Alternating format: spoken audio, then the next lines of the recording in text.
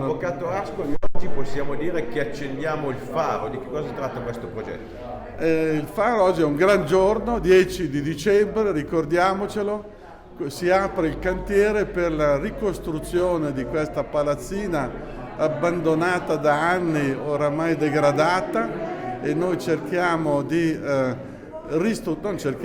ristruttureremo con un cantiere che si apre oggi alla presenza delle maggiori autorità del luogo, l'avvocato Fontana, il governatore, il sindaco di Varese, Emanuele Monti, il rettore magnifico dell'università, per poter avviare questi lavori e poter offrire alla cittadinanza di Varese, alla sanità varesina e a tutti coloro che entrano in Varese un'accoglienza decorosa e non più una palazzina che segna il degrado del posto. Quindi questo è molto importante per la qualificazione di Varese.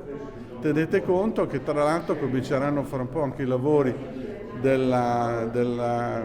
di rifare la viabilità di questa zona di Largo Flaiano a cura del comune di Varese, quindi nel giro di un anno, alla fine dell'anno prossimo, probabilmente tutta questa zona sarà vivibile in un modo diverso e molto più dignitoso per Varese e i suoi abitanti.